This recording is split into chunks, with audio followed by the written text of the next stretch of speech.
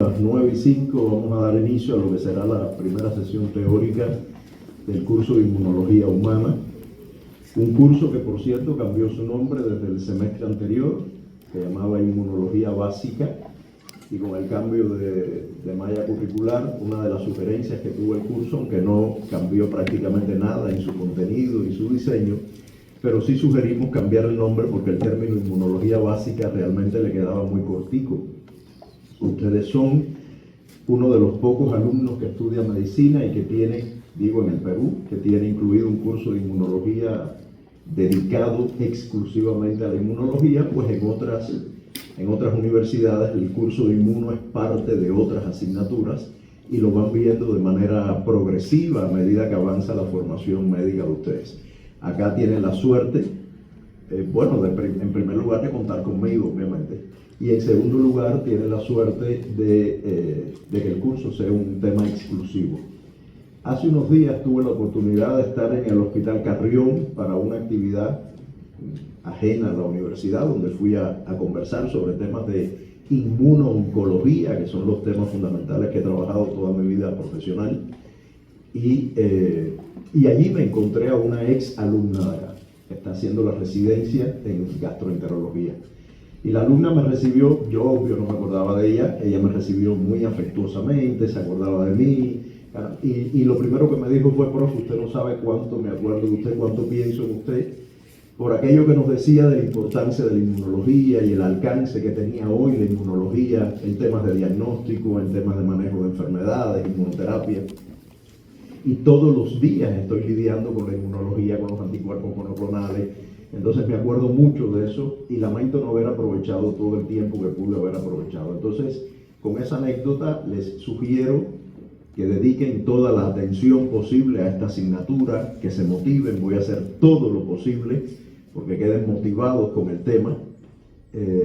Yo también personalmente soy un apasionado del campo de la inmunología, así que sentirán esa pasión seguramente en las clases, además de la pasión propia que viene de alguien que nació en el trópico. Yo vengo de Cuba, después les voy a poner acá algunas imágenes, y eso me da un motor peculiar, ¿no? Que viene de esa...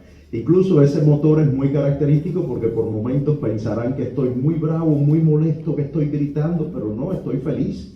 Lo que pasa es que es así la manera en que yo me proyecto, ¿está bien? Así que todo el mundo tranquilo, que yo no me pongo bravo con nadie.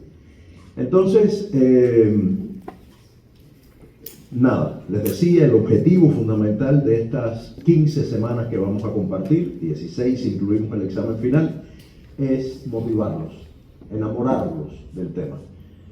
No pretendo, por supuesto, más allá de que obviamente es contenido que se va a evaluar, pero no pretendo que al final terminen con nombres de células y moléculas clarísimos. No, la idea general es lo más valioso. La relevancia del sistema inmunológico hoy, cuánto se sabe del aporte de la inmunología en el campo de la salud, eso es muy importante, y esa idea general es la que yo me conformo con que saquen de acá, ¿ya?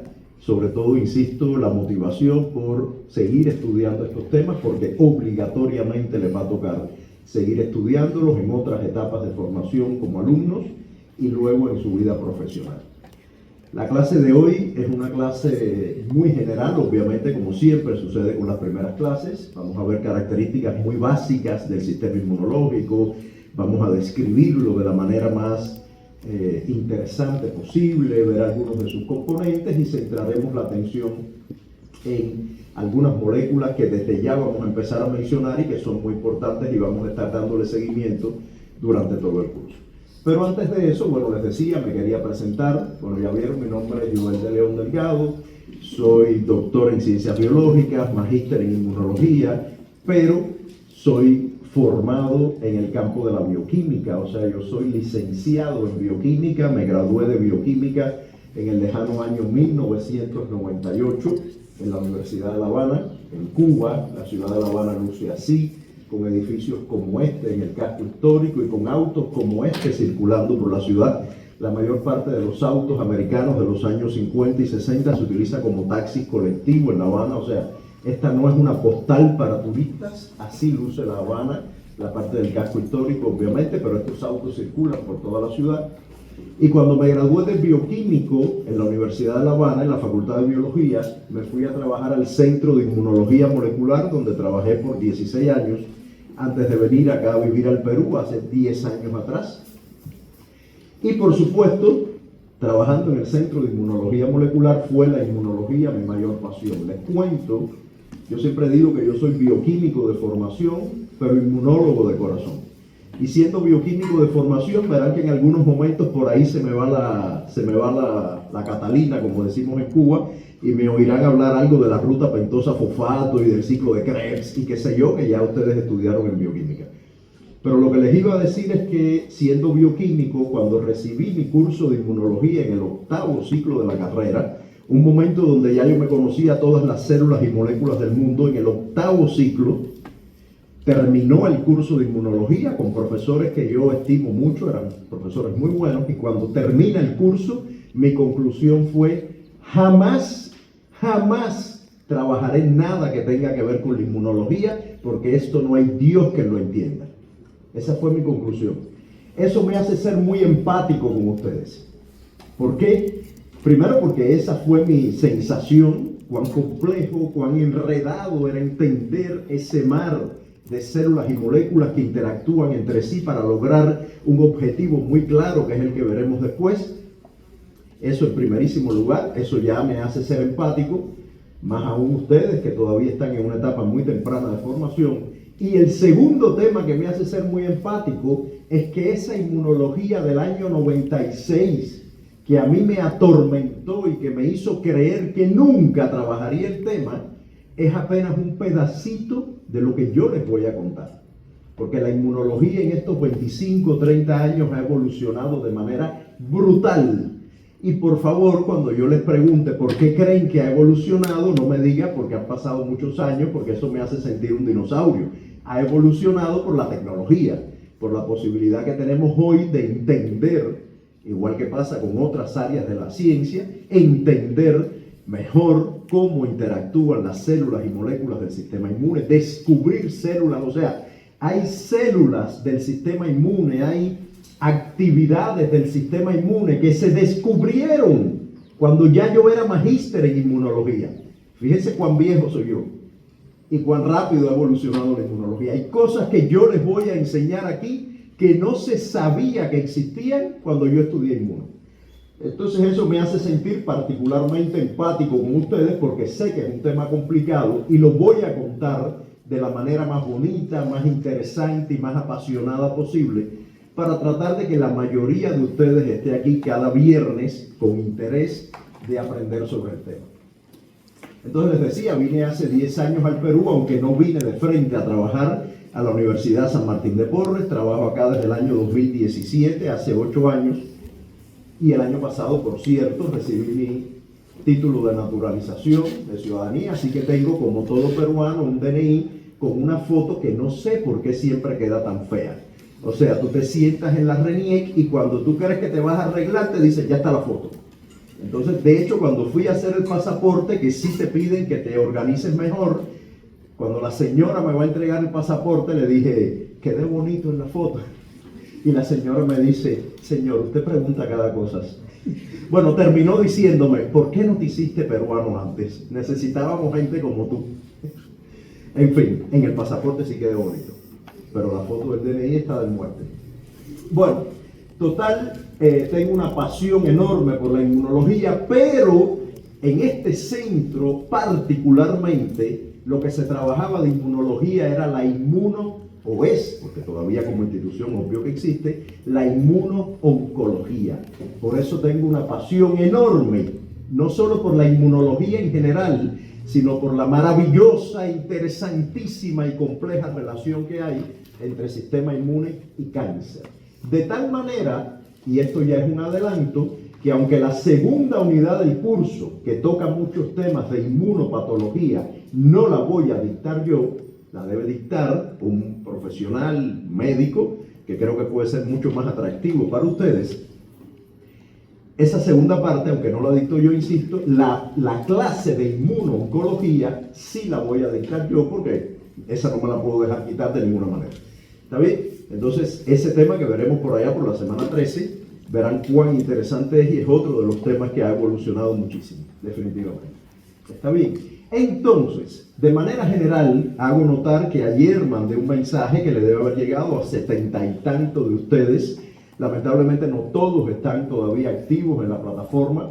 Hoy la profesora Takuna, que es la doctora que se encarga de nosotros, desde la unidad de ciencias básicas, ya me mandó el listado general. Hay 116 alumnos matriculados y lo que voy a hacer, lo conversaba con el delegado, con el que ya he estado intercambiando, es que voy a volver a mandar ese correo a todos. ¿Por qué? Porque me va a costar más seleccionar a quién se lo mandé y a quién no, que mandárselos a todos. Entonces todos van a recibir ese mensaje. Es un mensaje de bienvenida, pero con mucha información sobre el desarrollo de la asignatura, y eso me va a permitir ahorrar tiempo de la introducción. Entonces, en un rato, en la tarde, van a recibir el mensaje. Aquellos que no lo han recibido. Hago notar solamente algunos aspectos significativos. En la teoría, ustedes saben que va a haber un examen parcial, un examen final. El promedio de ambos exámenes es lo que genera la nota de la unidad de teoría. En este examen van a haber 40 preguntas de selección múltiple, y de esas preguntas, desde el semestre pasado, alrededor del 10%, alrededor de 4, vienen de seminario, o sea, de las lecturas del seminario. Vamos a hacer preguntas en teoría. Siempre van a ser preguntas generales que se llevan el espíritu de la lectura. Nunca va a haber una pregunta sobre la tabla 2 del paper número 4. Siempre van a ser preguntas que capturan, insisto, el mensaje general, pero que va a permitir conectar mejor la actividad de teoría y la actividad de seminario, especialmente porque saben que de los seminarios se descargó mucha actividad, ya no hay informes, tareas, ahora solo es la lectura y el pasito. ¿Está bien? Entonces por eso queremos reforzarlo en la teoría. Luego en el seminario, ustedes van a tener una nota conceptual que es el pasito, 100% de nota viene del pasito. Y bueno, como les decía, hay 4 preguntas que van a estar en el examen parcial y final. La nota final es la suma de ambos componentes tienen que aprobarse, pero aquí se presenta una situación muy peculiar. Aquel alumno que no logre aprobar la teoría tiene oportunidad de ir a un examen aplazado.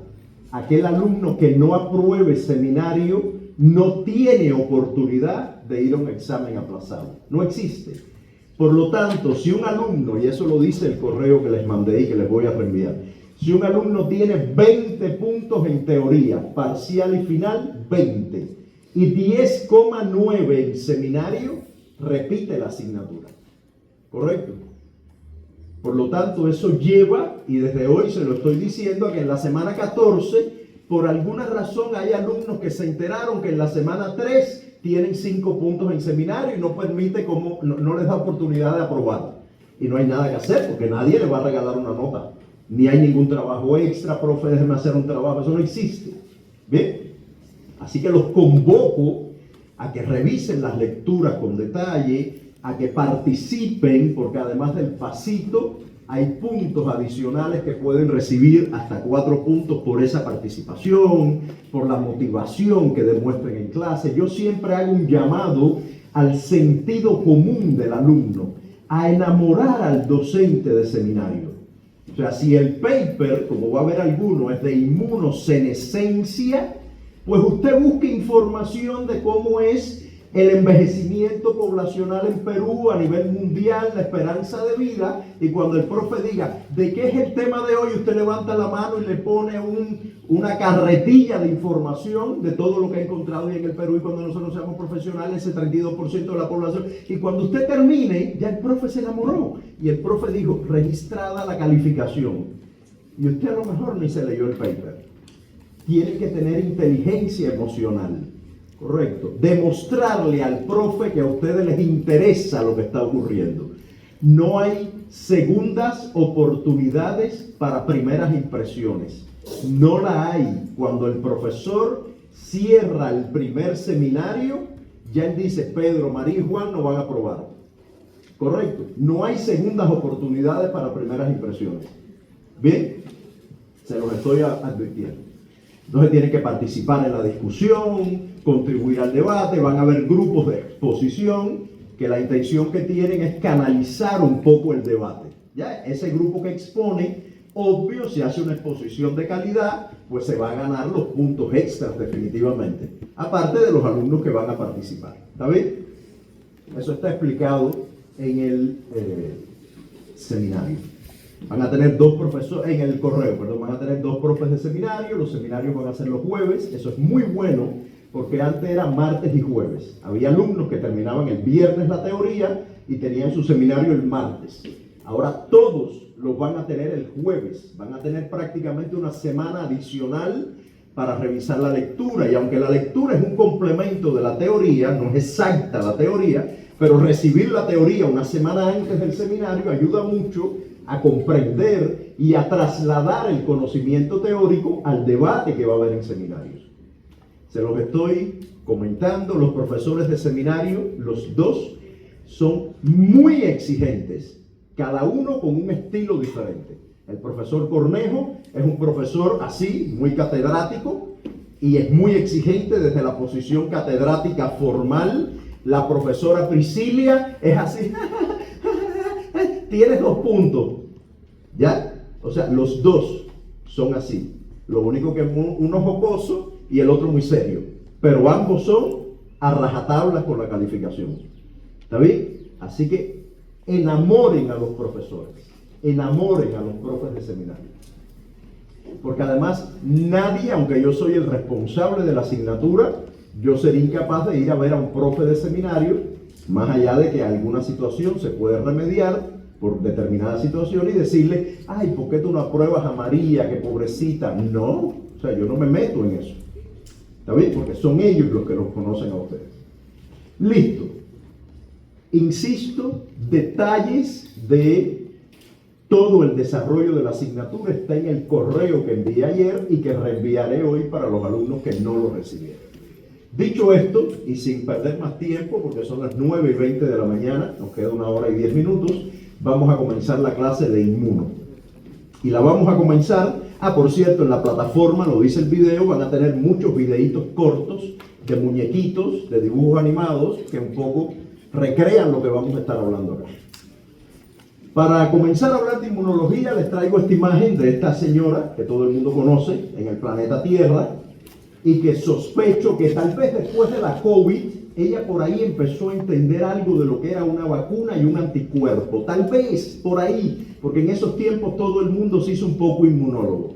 Pero no creo que conozca mucho en detalle de la inmunología. De lo que sí conoce muchísimo esta señora es de la capacidad de desdoblarse, de seguir un guión escrito por un profesional, y ese guión que ha sido escrito le permite a ella tener determinado comportamiento tan diverso como el que se manifiesta en cada una de las películas donde ha trabajado esta reconocidísima actriz. O sea, ella, si le ponen un buen guión en la mano, actúa de la mejor manera posible. Bueno, el sistema inmune hace exactamente lo mismo. El sistema inmune interpreta un guión. Ese guión ha sido escrito por la evolución. La evolución ha escrito una historia, se la muestra al sistema inmune y le dice, contra esto responde, contra esto no, contra esto sí, contra esto no. El sistema inmune viene preparado por la evolución para saber contra qué responder y cómo responder. Porque no es solo responder, sino activar los mecanismos de respuesta ideales para la historia que está contando ese guión, tal cual hace Meryl Streep.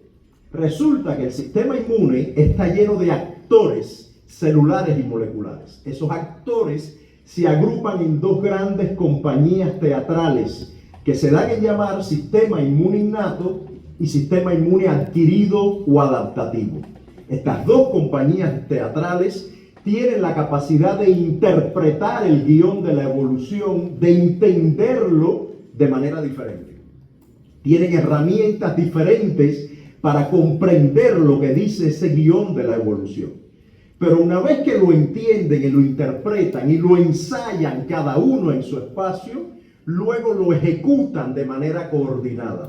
Esas 2 compañías de teatro se ponen de acuerdo y presentan la obra de manera coordinada, de modo que el público no se da cuenta que cada uno de esos actores ha interpretado el guión de la evolución de manera diferente. Y lo otro interesante es que la puesta en escena que deriva de esas 2 compañías teatrales es de tipo coral. No sé si saben lo que es una puesta en escena o una película o una serie de tipo coral. Coral significa que no hay un actor protagónico, sino que los protagónicos van cambiando en dependencia de la situación. Sucede así con el sistema inmune. Hay actores que en determinadas circunstancias son protagónicos. Los eosinófilos, los macrófagos, los linfocitos T citotóxicos, los linfocitos NK. Dependiendo de la circunstancia que se presenta, así será el componente, el actor celular y molecular del sistema inmune que gane protagonismo. Por eso esa puesta en escena coordinada entre sistema innato y adaptativo es una puesta en escena coral. Pero ¿saben qué? Detrás de esta maravilla que nos ha entregado la evolución se esconden muchos misterios interesantísimos. Y resulta que igual que Jack Nicholson, que es capaz de hacer una película como Mejor Imposible, donde efectivamente estaba medio loco, porque él siempre está medio loco en todas las películas, pero era un tipo muy apasionado, él es capaz de hacer esto y capaz de hacer algo tan terrible como esto. Ese también es el sistema inmune. Si la puesta en escena sale mal, si la interpretación que se hace al guión sale mal, vamos a encontrarnos con algo tan terrible como lo que nos presentó Jack Nicholson en la película El Resplandor, que es una de las películas de terror más terroríficas que existen. ¿Está bien? Entonces, esta puesta en escena puede ser fabulosa o puede ser terrible. Y esa parte terrible es justamente la que van a estudiar en la segunda mitad del curso cuando se acerquen a las inmunopatologías. Estos actores, que repito, se dividen entre componentes del sistema innato y componentes del sistema adquirido o adaptativo, como digo yo, tienen un matrimonio perfecto. Ese tipo de matrimonio que está peleando a lo mejor, pero que cuando hay que ponerse las pilas, juntos van a batallar. Bien, para lograr un único objetivo. En general, van a escuchar términos como respuesta inmune humoral, respuesta inmune celular, y seguramente esos términos para ustedes son familiares, porque ya ustedes están en una etapa de formación avanzada. Respuesta humoral, obvio, es la que involucra los llamados humores. Son todos aquellos componentes moleculares que están de pronto en la saliva, en el plasma, en determinadas secreciones de algunas mucosas y que activamente ejecutan una acción. Son las moléculas, la actriz que guía el mecanismo efector. Mientras que la respuesta celular obviamente tiene que ver, bueno, con la acción directa de células como mecanismo efector del sistema inmunológico. ¿Está bien? Adicionalmente a estos actores, como siempre pasa en cualquier puesta en escena, en cualquier película, hay detrás de cámara un grupo de elementos que uno no ve muy bien. El camarógrafo, el vestuarista, el diseñador de, ¿cómo se llama?, de maquillaje o lo que fuera. Y en ese caso tendríamos, por ejemplo, una serie de barreras físicas, químicas, mecánicas, biológicas, como puede ser la microbiota, que estudiaremos un poco más adelante en el curso. Y esas barreras contribuyen a aislarnos del entorno, a protegernos del entorno. ¿Está bien? Son como, imagínense, una primera pared que hay que quebrar para que el sistema inmune que está atrás, esos actores del sistema inmune, respondan. Primero hay una barrera que quebrar. Esas barreras incluyen, obvio, la piel, que es la más importante de todas, y de ahí, bueno, por supuesto, los pelitos que tenemos por todos lados y que algunos se quitan y que son útiles, las secreciones, las lágrimas, el sudor, todas esas son barreras, el ácido del estómago, la microbiota, como ya habíamos mencionado, correcto. Y hoy vamos a hablar de otros elementos que están gravitando sobre estas compañías teatrales, que son las citocinas y las quimiosinas, que son proteínas de bajo peso molecular que conectan a toda esa historia. Son aquellas que están detrás de los actores soplándole al oído lo que tienen que hacer. El actor, cuando se le olvida, viene una citocina y le dice: oye, acuérdate que tú lo que tienes que producir interferón gamma. Oye, acuérdate que tú lo que tienes que ir y moverte para allá, para donde está el... Eso es lo que hacen las citocinas y quimiosinas, y lo veremos hoy un poquito más en detalle. Y el curso va a describir las características de estos componentes celulares y moleculares en un entorno fisiológico, que es justamente la primera mitad del curso, y luego en un entorno patológico, que es la segunda mitad del curso, donde se van a acercar a hipersensibilidad, a autoinmunidad, a inmunodeficiencias, se van a acercar a la inmunooncología, en fin. Correcto. Entonces, ahora sí vamos a entrar de lleno en qué hace el sistema inmunológico, cuál es su función. Vamos a dejar atrás ahora sí las compañías teatrales, a Jack Nicholson, a Meryl Streep, y vamos a entrar de lleno en inmunología de verdad. Aunque todo lo que les he contado les permite dibujar la historia, es útil. Pero bueno, ¿para qué sirve el sistema inmune? El sistema inmune existe. Dios y Darwin nos dotaron del sistema inmune. ¿Para qué? Para mantener, restablecer, recuperar la homeostasis tisular.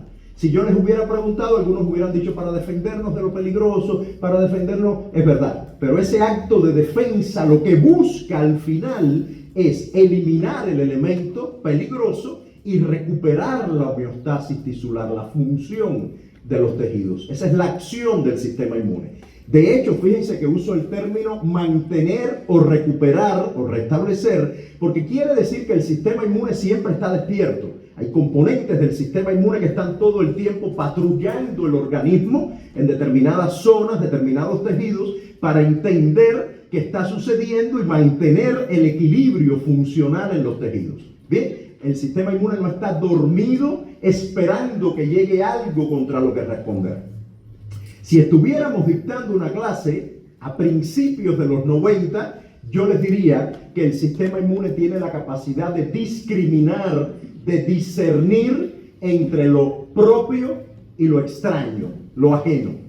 Pero en el año 95 eso dio un vuelco tremendo y una investigadora norteamericana, Polly Massinger, loca, totalmente loca, pero muy buena, loca desde el punto de vista científico me refiero, lanzó una hipótesis que ha dominado desde el punto de vista conceptual la inmunología los últimos 30 años, y es la teoría del peligro. ¿Qué significa la teoría del peligro? Pues significa esencialmente que el sistema inmune no discrimina lo propio de lo extraño, más bien discrimina lo inocuo de lo peligroso.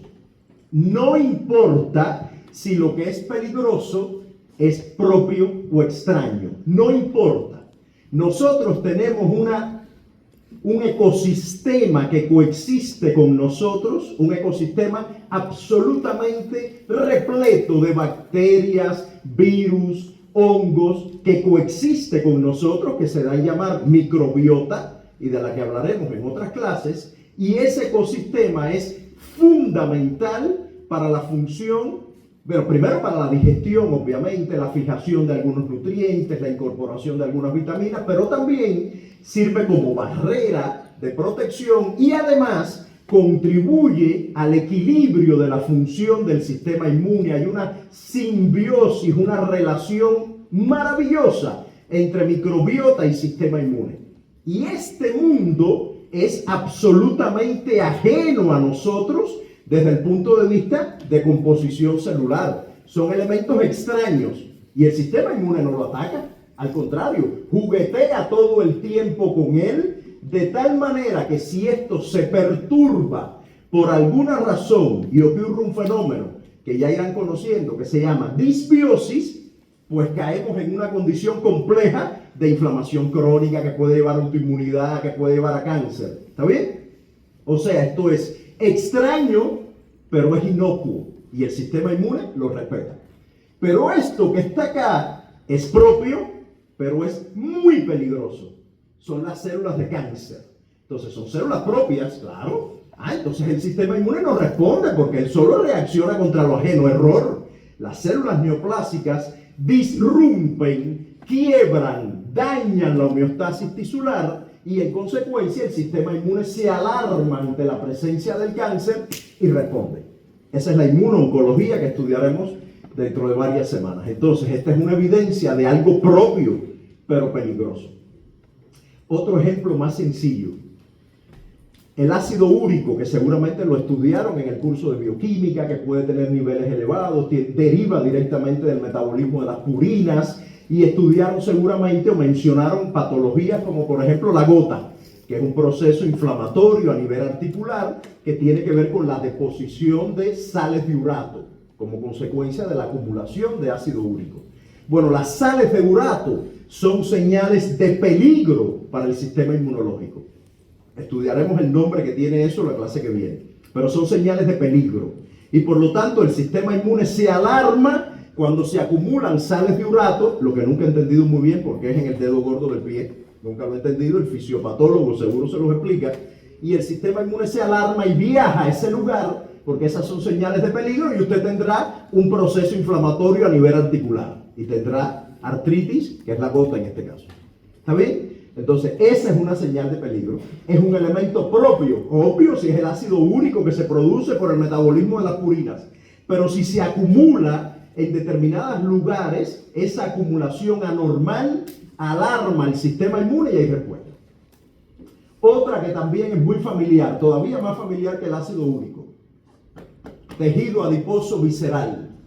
La panza que tenemos aquí, los rollitos que nos salen por acá. Esta panza y estos rollitos, que ustedes conocen ya de la bioquímica porque aparece, genera la acumulación anormal de tejido adiposo.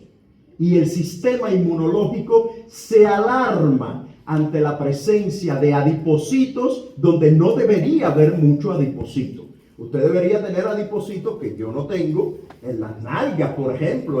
Dios y Darwin, que yo los menciono todo el tiempo, no me dotaron de adipocitos en las nalgas. Para algunos sí. Esos adipocitos no te hacen nada. Esos son maravillosos, te hacen lucir más lindo cuando te pones el pantalón.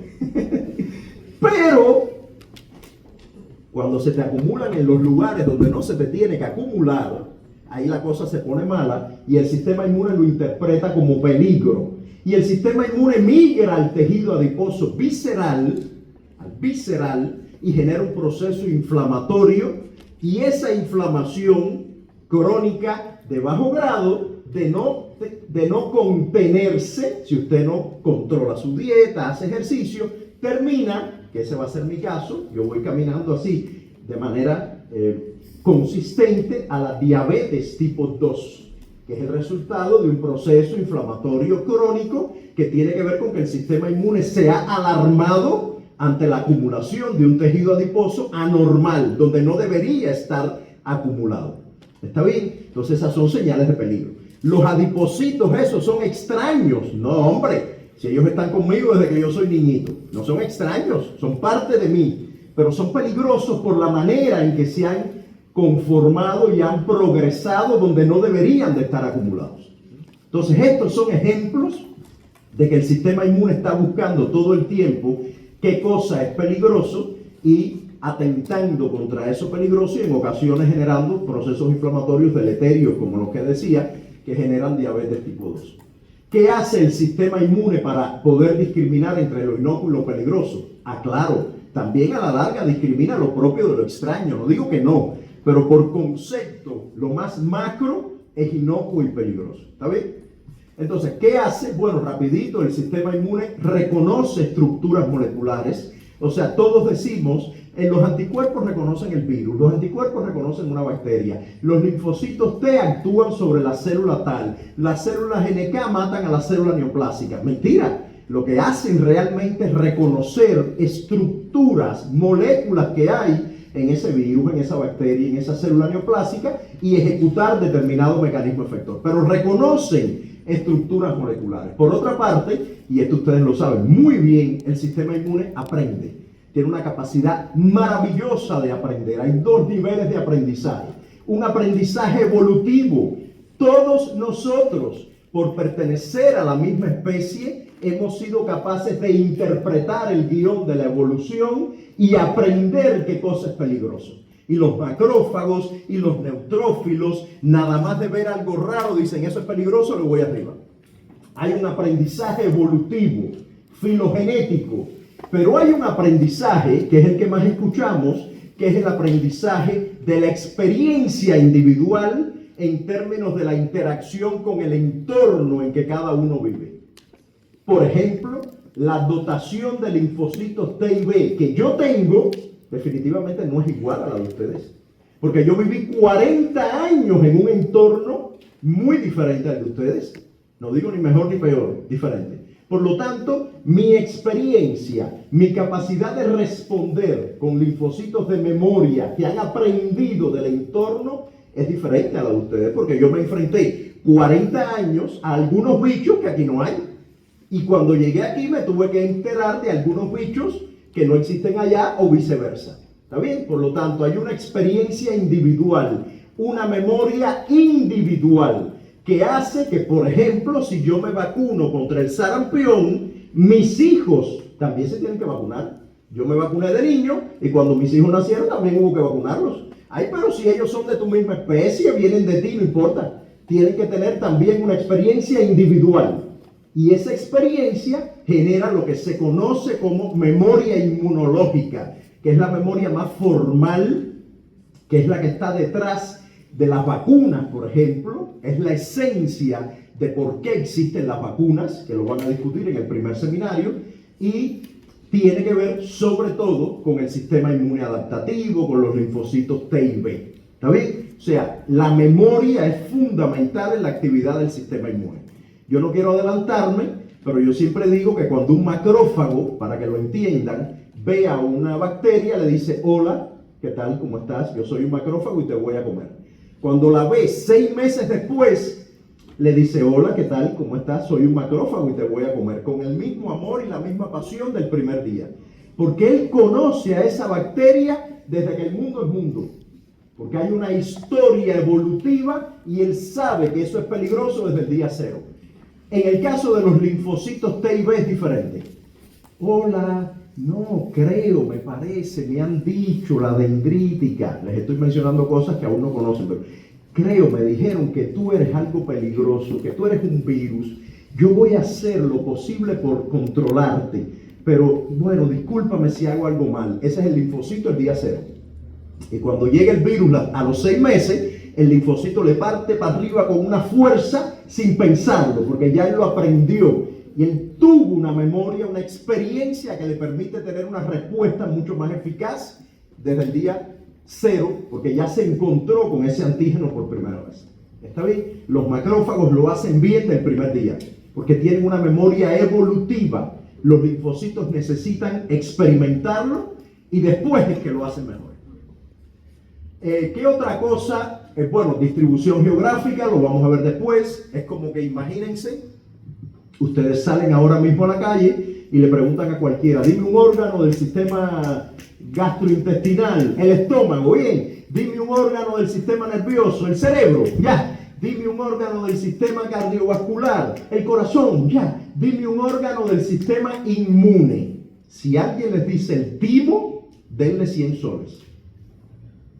Si alguien dice el timo, yo les aseguro que más de la mitad del planeta Tierra no sabe ni que el timo existe, y mucho menos dónde está ubicado. Entonces hay una geografía en la respuesta inmune que tiene que ver con órganos linfoides primarios, timo y médula, secundarios, ganglios linfáticos, vasos, un sistema circulatorio que los conecta. Eso ustedes lo conocen seguramente de otras asignaturas previas. Y además, muy importante, la respuesta inmune de manera general es local. Pueden haber efectos sistémicos, pero si usted tiene un proceso infeccioso a nivel del tracto respiratorio, les aseguro que los linfocitos que residen en los ganglios poplíteos no se van a enterar. De hecho, nunca he entendido muy bien para qué Dios y Darwin nos pusieron los ganglios poplíteos. No me doy cuenta aquí esto para qué sirve. Pero bueno, seguramente un profe de anatomía y fisiología lo entiende mejor. Bien, pero se van a activar aquellos linfocitos que están ubicados en ganglios cercanos al proceso respiratorio. Si la señora tiene un cáncer de mama, los linfocitos de los ganglios mesentéricos no se van a enterar. Se van a enterar los que están en los ganglios axilares. ¿Está bien? Porque la respuesta tiende a ser generalmente local. Lo otro es que hay un montón de mecanismos efectores que dependen del peligro al que se está enfrentando el sistema inmune. Activa diferentes mecanismos efectores, no lo activa todo a la vez. Es como que usted activara a la misma vez la infantería, la Yo nunca fui al servicio militar ni nada, así que ni siquiera sé muy bien cómo se llaman esas cosas. La infantería, la naval, la aérea, todo a la vez. No, dependiendo. ¿Qué es lo que viene por ahí? No, vienen 3 tipos a caballo. Ah, no, entonces no hacen falta los barcos. Manda la infantería. No, ¿qué es lo que viene por ahí? No, que si unos drones, que se va, manda entonces el tema del aéreo, qué sé yo.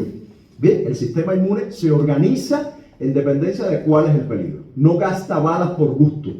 Bien, lo próximo, y con esto termino, o sea, termino esta diapositiva, no se pongan contentos, es el control de la respuesta inmune. Esto es muy importante. Uno usualmente cuando piensa en el sistema inmune está muy atento a cómo se activa la respuesta inmune, pero es igual de importante cómo se apaga la respuesta inmune. Eso es fundamental. Si la respuesta inmune no se contrae, no se apaga, no se regula negativamente, tendremos un problema. ¿Está bien? Entonces, la magnitud de la respuesta, el tiempo que dura y los eventos que participan en apagarla, en contraerla, son muy, muy importantes. ¿Correcto? Eso es importante tenerlo en cuenta, y si estos elementos fallan de alguna manera, entonces estaríamos en la condición de Dr. Jekyll y Mr. Hyde, donde por un momento somos maravillosos, el sistema inmune es maravilloso, espectacular, y por otro momento se convierte en un monstruo asociado a la ocurrencia de inmunopatologías. Correcto. El curso va de entender esto desde el punto de vista fisiológico y entender esta parte de la historia también como patológico. En lo que se refiere a la geografía, vamos a ir rapidito. Les decía, órganos linfoides primarios, médula ósea timo, que es donde se gesta la respuesta, donde nacen, se gestan los componentes celulares del sistema inmune. Eso ustedes lo conocen de otras asignaturas. En la médula ósea ocurren los procesos de linfopoiesis, bueno, hematopoiesis en general, ¿no? Pero bueno, linfopoiesis, mielopoiesis. Pero, como siempre digo, cuando los linfocitos T, estos que están acá, son bebés chiquiticos, alguien les dice, ¿qué tú quieres ser cuando seas grande? Y el linfocito T dice, ese que todavía no es T, dice, yo quiero ser una célula T. Como ustedes que decían, yo quiero ser médico. Él dice, yo quiero ser una célula T. Él está en la médula y alguien lo toma de la mano y lo lleva al timo, y es en el timo donde se completa la maduración del linfocito T. ¿Está bien? Entonces, las células T son peculiares, y en el timo es donde está la escuelita que le hace entender contra qué debe responder, cómo responder, y eso lo estudiaremos también en el curso más adelante. Y en lo que se refiere a los órganos linfoides secundarios, bueno, les decía, los ganglios linfáticos, el vaso, que están distribuidos de una manera muy racional, excepto los popliteos, que sigo sin extenderlos, pero los demás están bastante bien distribuidos, los inguinales, los axilares, bueno, en fin, y obvio lo que tiene que ver con el tracto respiratorio. Y por ahí hay algo que se llama MALT, que no está aquí, pensé que estaba, MALT, que es el tejido linfoide asociado a mucosas, que incluye el GALT, por ejemplo, que es el que tiene que ver con el sistema gastrointestinal. Ahí están las placas de Peyer, por ejemplo. Está el BALT, que tiene que ver con el sistema respiratorio, que es menos estructurado, porque estos componentes o estos sitios inmunológicos, pues, tienen estructuras, algunas encapsuladas, otras menos ordenadas, dependiendo. Por ejemplo, a nivel respiratorio es menos ordenado que a nivel de tracto gastrointestinal. Es muy importante la respuesta inmune a nivel mucosal. Obvio que es importante porque la mucosa es un sitio de intercambio importante con el entorno y ahí hay que estar muy alerta. Con respecto a los componentes celulares, a los actores celulares del sistema inmune, bueno, ya les decía que se dividen en 2 grandes categorías: el sistema inmune innato, que comprende la mayoría de los actores celulares, y el sistema inmune adaptativo, que solo tiene 2 tipos de células, linfocitos T y B, mientras que el sistema innato tiene células de estirpe mieloide y células de estirpe linfoide, como la NK, que es un linfocito, pero es parte del sistema innato, NK, natural killer, asesina natural. Pero el sistema inmune adaptativo o adquirido solo contiene poblaciones de estirpe linfoide, T y B. Que nadie se confunda. Esas 2 poblaciones que tú dices, ay, pobrecito, el sistema adquirido solo tiene 2 poblaciones, qué pena, son monstruos. monstruos. Las células B, por supuesto, son productoras de anticuerpos, mientras que las células T hacen un montón de cosas. Hay un montón de subpoblaciones que tienen funciones muy específicas, muy bien definidas. Entonces, que nadie le coja pena al sistema inmune adaptativo porque solo son 2 celulitas. Error, correcto. Y esas células, obviamente, tienen un montón de receptores que les permiten reconocer esas estructuras moleculares que le hacen responder frente al peligro. Esos receptores son muy diversos, los iremos estudiando a lo largo del curso, e incluyen, primero, un grupo de receptores peculiares, de baja especificidad, de baja afinidad, que se encuentran sobre todo en los componentes del sistema inmune innato, que son los llamados receptores de patrones moleculares. Ahora no hay que aprenderse nombres. Y luego están los receptores de antígenos del linfocito T, TCR, y del linfocito B, BCR. Un detalle importante: cuando me oigan mencionar palabras en inglés, términos en inglés, que van a estar todo el tiempo y que en los exámenes todas las palabras van a estar en inglés, todas las nomenclaturas, no es porque yo quiera ser esnovista, es que la inmunología está escrita en inglés. O sea, si yo leo un artículo de inmunología que en vez de decir BCR, o sea, receptor de célula B, dice RCB, no sé ni de qué diablo están hablando. Porque eso se llama BCR aquí en Hong Kong y en Rusia.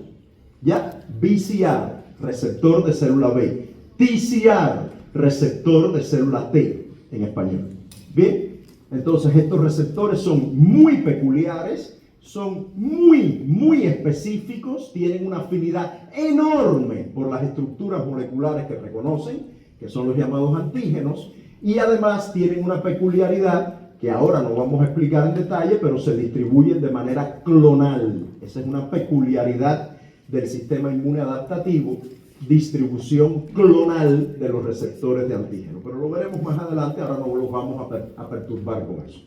En términos de componentes humorales, ya les había mencionado, las citocinas son muy importantes, hay una cantidad enorme.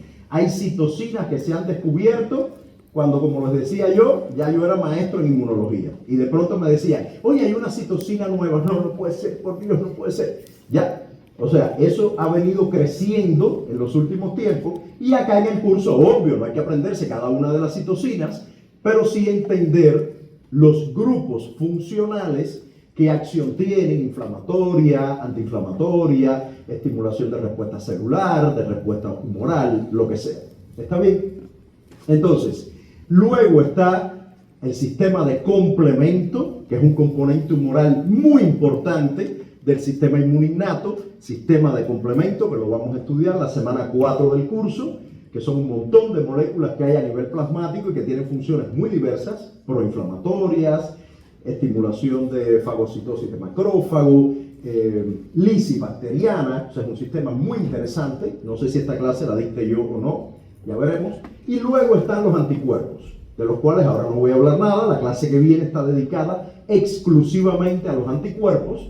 Solo les presento la diversidad de anticuerpos que existen, que ustedes seguramente conocen: IgA, IgM, IgD, IgE, bla, bla, bla. Bien, entonces esos son componentes humorales muy importantes en la función del sistema inmune. Y ahora vamos a lo que será la parte final de la clase, donde vamos a concentrar la atención en las citocinas y en las quimiocinas. O sea, de verdad tú esto lo vas a ver después. En vez de aprovechar esta hora y media, lo vas a ver después. Bien, por cierto, un detallito que no mencioné, aunque está en el correo. Con mucha fuerza están exigiendo la asistencia obligatoria a las actividades, tanto teóricas como de seminario. Hoy yo no tenía la lista completa. Desde la semana que viene voy a pasar asistencia, de alguna manera.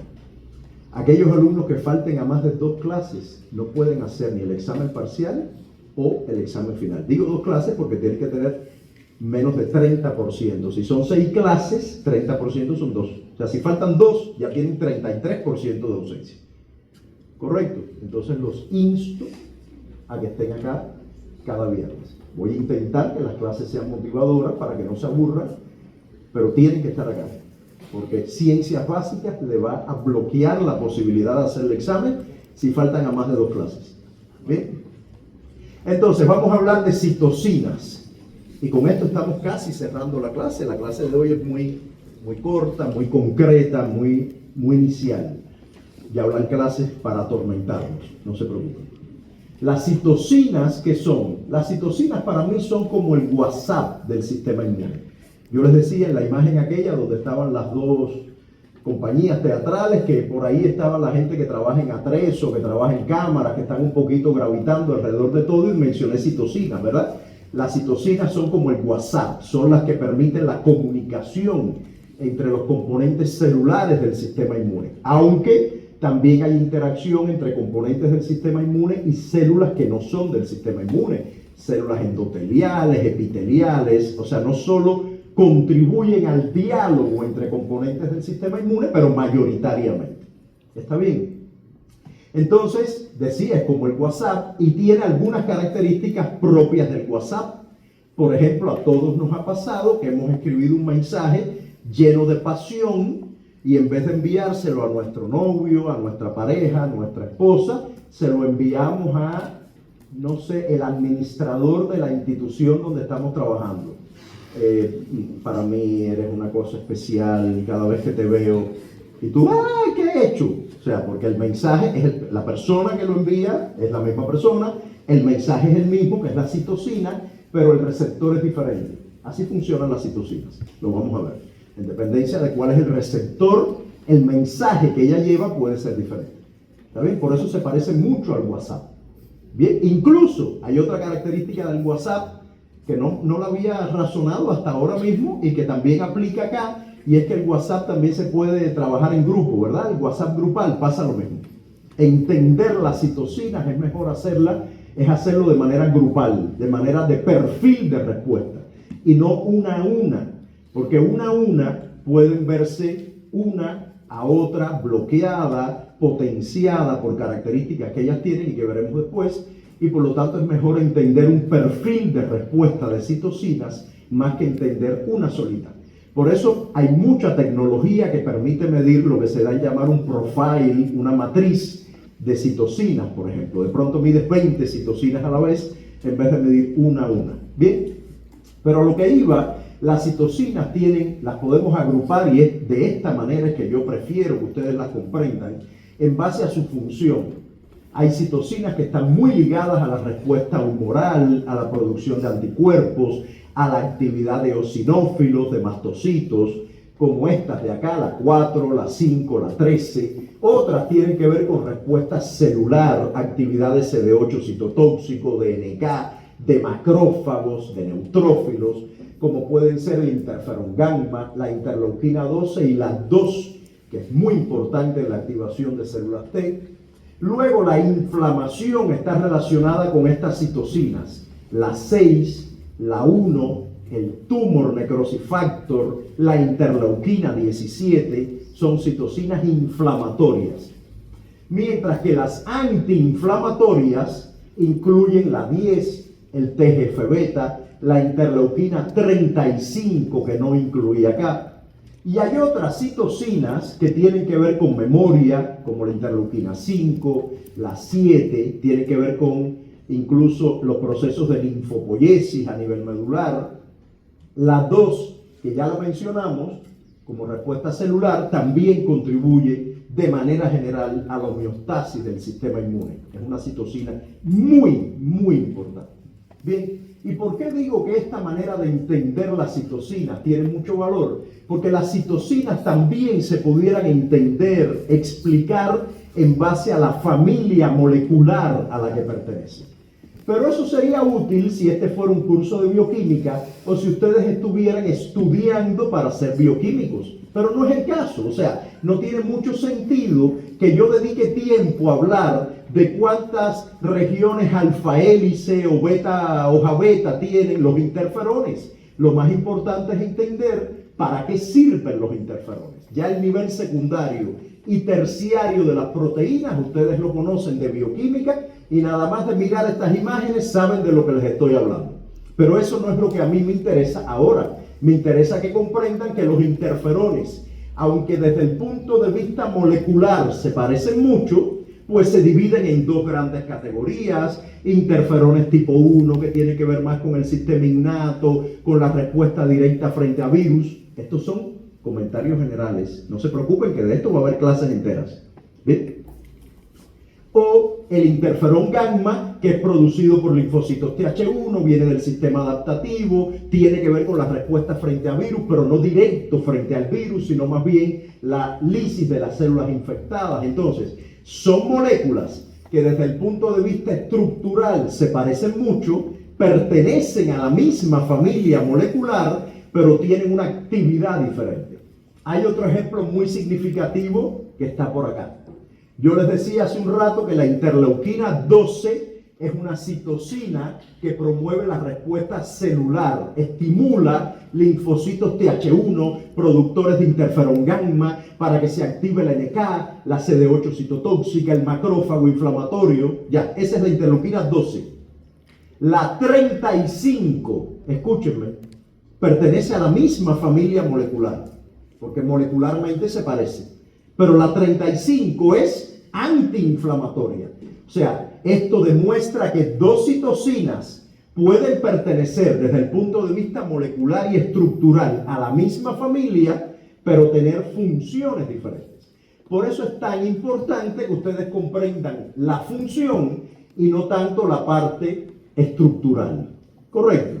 O sea, nunca les voy a poner en un examen una pregunta donde yo les diga: describa la estructura terciaria de los interferones. Tiene 3 alfa hélices, 2 hoja beta, hay un plegamiento, hay 2 regiones de torcedura, giro y torsión. Ya eso quedó atrás en bioquímica.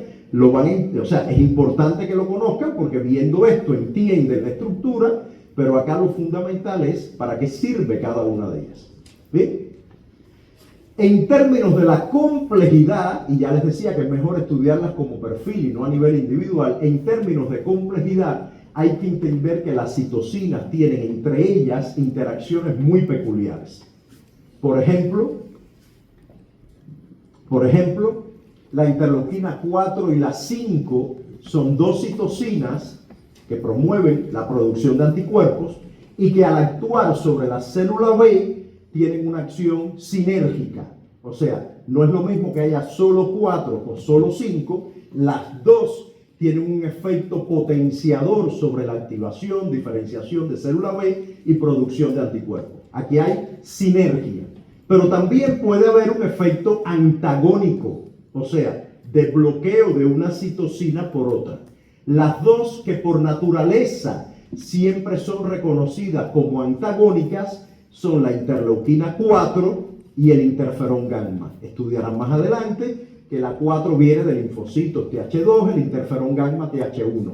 Son las grandes enemigos. Pero por eso le digo que es importante entender el perfil de respuesta, porque si usted solo estudia el interferón gamma, puede pensar que hay una respuesta más bien de tipo Th1, estimuladora de respuesta celular, y de pronto cuando estudia la interleuquina 4, se da cuenta que no, que hay incluso más interleuquina 4, y que el efecto es antagónico. Correcto, por eso es importante entender el perfil de respuesta y no una respuesta individual. El otro fenómeno que es muy común es el efecto en cascada. De pronto una citocina, aquí está el tumor necrosis factor alfa, que es inflamatorio, puede actuar sobre un macrófago para que el macrófago a su vez produzca más citocinas. Lo van a ver con la actividad de la dendrítica. La dendrítica produce interleuquina 12 para que el linfocito T helper produzca interferón gamma. Eso es efecto en cascada. En el examen siempre hay una pregunta que dice: la citocina X, cuando actúa con la citocina Y, produce tal efecto, lo que significa A, sinergia, B, antagónico, C, cascada, D y E, dos palabras inventadas porque, bueno, no, porque hay que poner 5. Hay algunas partes que son sencillas, pero poner 5 opciones cuando uno, por ejemplo, quiere preguntar sobre las etapas de la inmunoedición, que son 3 y que todas empiezan con E: eliminación, equilibrio y escape, eso es en el cáncer. Poner 2 más es muy difícil, porque tiene que empezar con E pero no puede ser elefante. Tiene que ser una palabra racional. Entonces no crean que a veces es complicado hacer un examen. O sea, diseñarlo de manera coherente y racional. Bueno, esto es en cascada.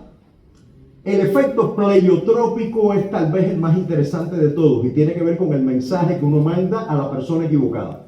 No quiere decir que esto sea un evento negativo, pero para que lo entiendan en el entorno del WhatsApp, ¿no? ¿Qué significa? Que de pronto la interleuquina 4, producida por el linfocito TH2, por ejemplo, tiene una acción diferente si actúa sobre una célula B, sobre un timocito, sobre un mastocito. O sea, quien recibe el mensaje, aunque es el mismo mensaje, tiene una manera de entenderlo diferente. Usted va a mandar ese mensaje lleno de amor y le llega al jefe. Entonces es un poco raro, es el mismo mensaje, es el mismo emisor, pero el mensaje fue dirigido a otro destino y la interpretación es diferente. Eso es lo que sucede cuando una misma citosina puede actuar sobre diferentes células con un efecto diferente. Y también el efecto pleiotrópico, y esto es todavía más dramático a la hora de manipular la respuesta inmune. Estamos súper bien. El efecto pleiotrópico que se presenta, por ejemplo, con el TGF-beta.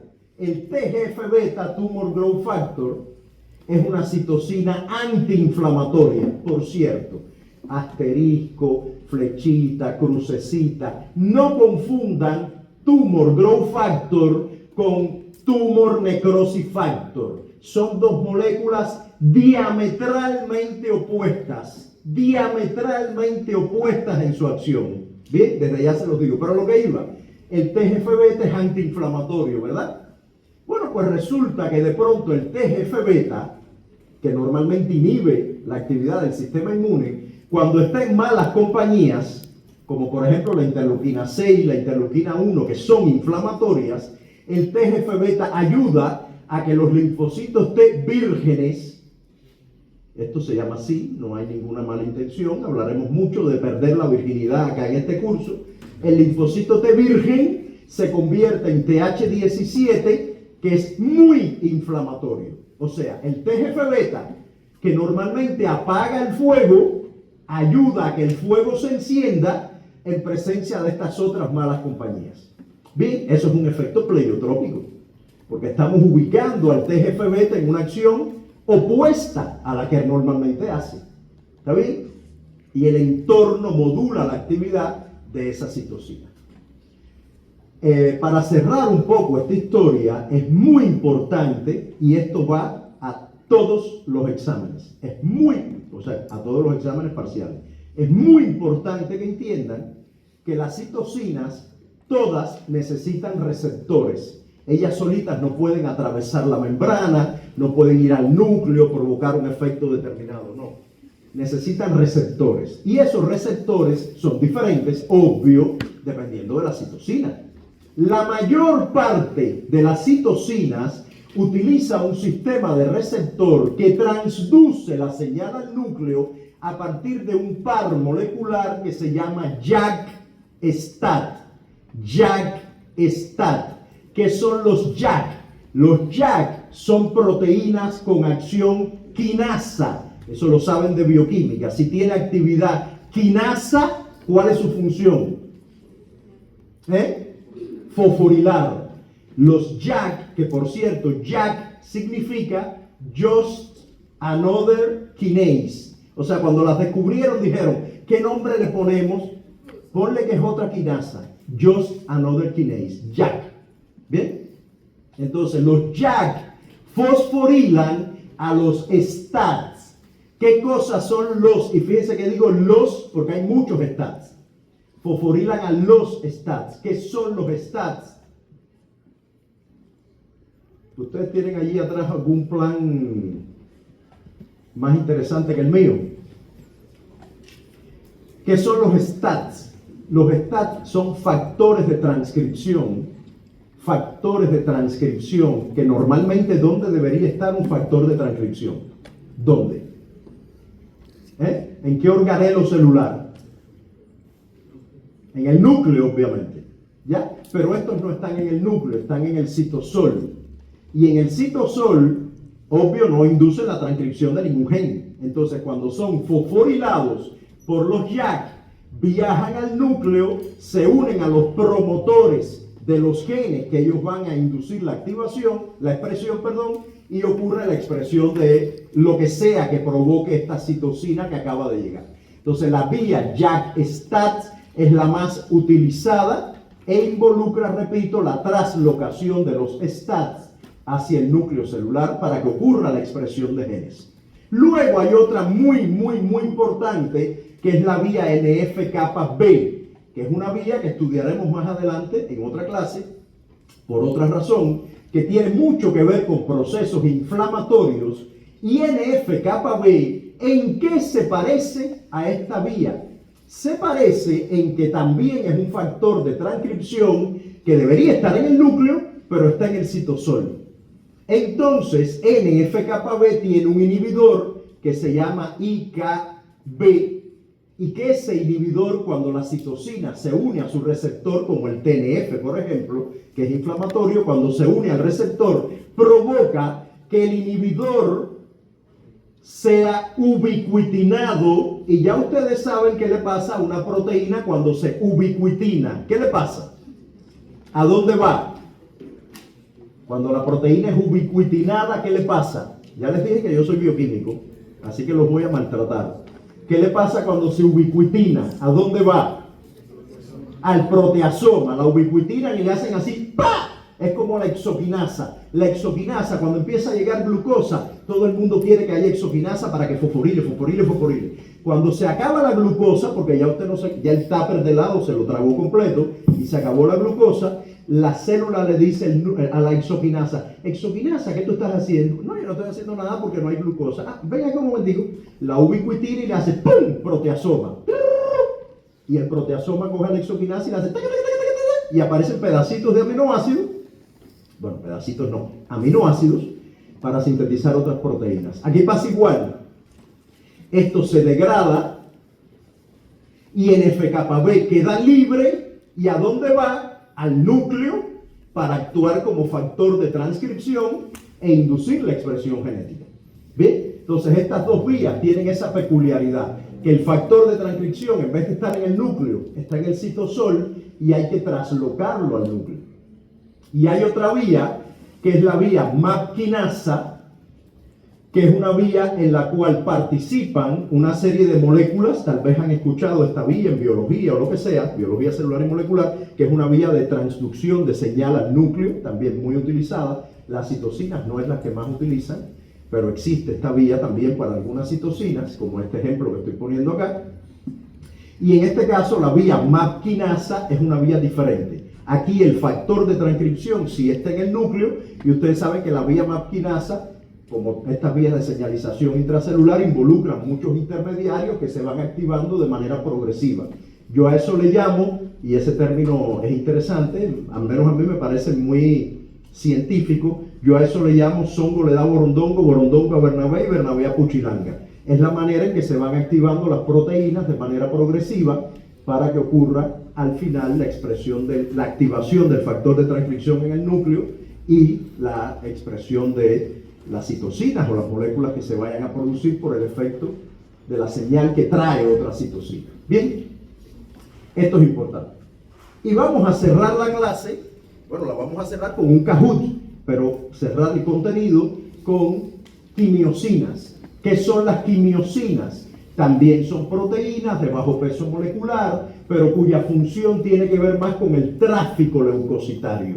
Mientras que las citocinas dan mensajes, oye, dice María que el novio tuyo lo vio con otra, así que corre, que está en el salón A2 sentado al lado de quien tú sabes. Esa es la citocina.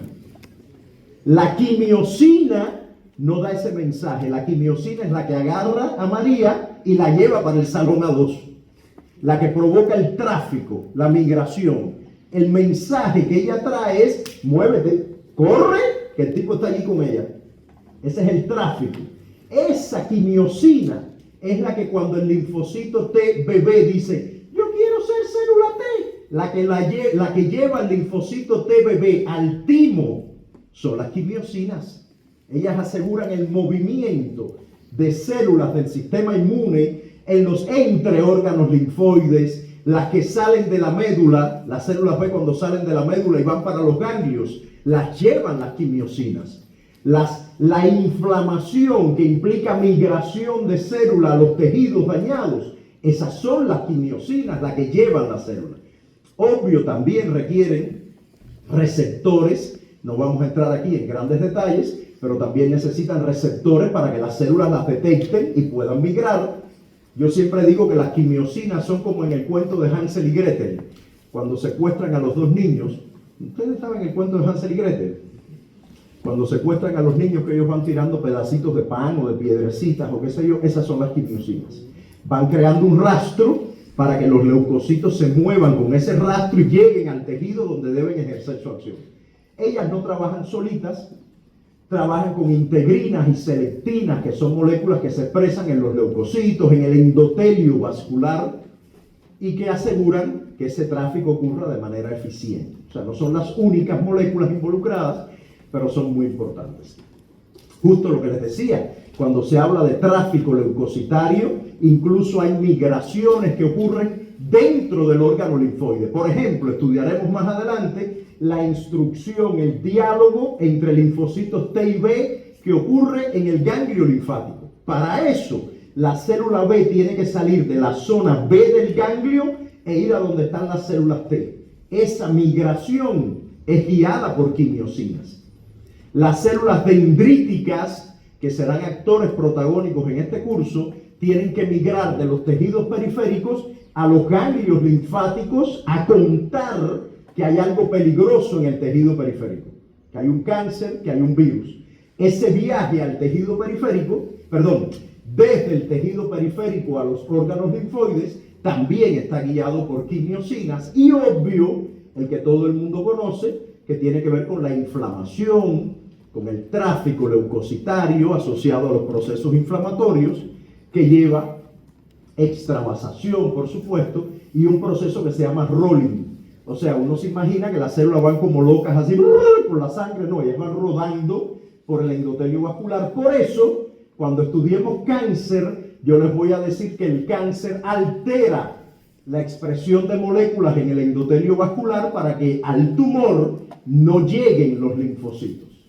Eso es una estrategia de escape que tiene el cáncer, que lo veremos dentro de un montón de semanas. Pero ya les voy haciendo algunos spoilers. Bien, listo, este es el contenido que tenía para hoy. Es muy general, muy de una historia base para poder entender en detalle lo que veremos desde la semana que viene. Y lo que vamos a hacer ahora, rapidito, que se me olvidó abrirlo, es acceder rapidito al Kahoot.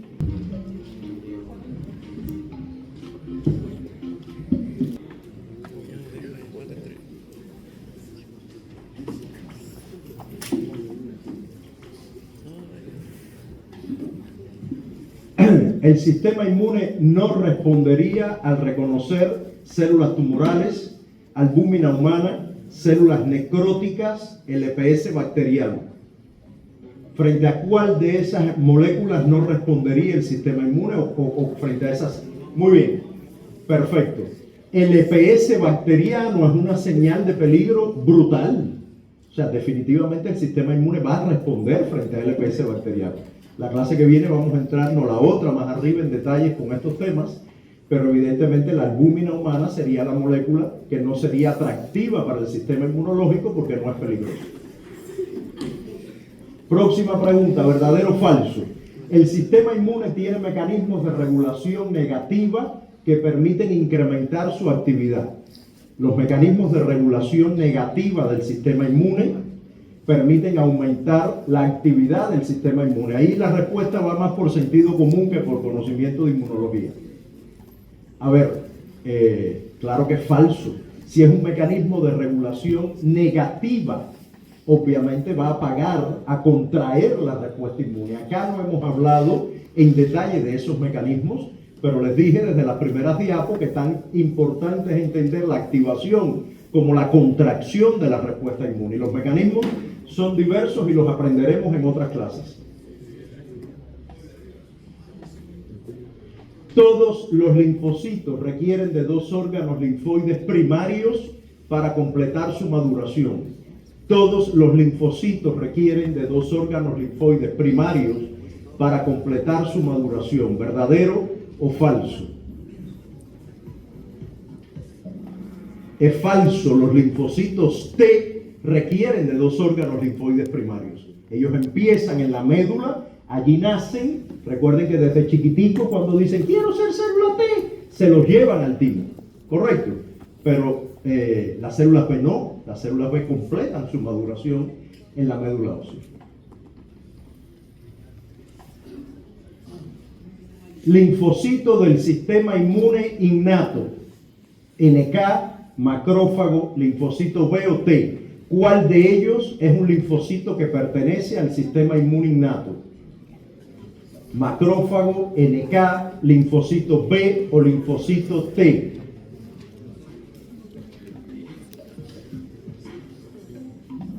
NK, muy bien. Las células NK son de estirpe linfoide, pero son parte del sistema inmune innato. NK, asesinas naturales, natural killers. Próxima. ¿Verdadero o falso? Las citocinas y quimiosinas son proteínas de bajo peso molecular. Las citocinas y quimiosinas son proteínas de bajo peso molecular. ¿Verdadero o falso? Muy bien, verdadero. Son proteínas de bajo peso molecular. Próxima pregunta. Al usar anticuerpos para bloquear la citocina tal, se reduce la inflamación. Si tú tienes un anticuerpo que bloquea una determinada citocina, reduces la inflamación. ¿Cuál sería esa citocina que al bloquearla se reduce la inflamación?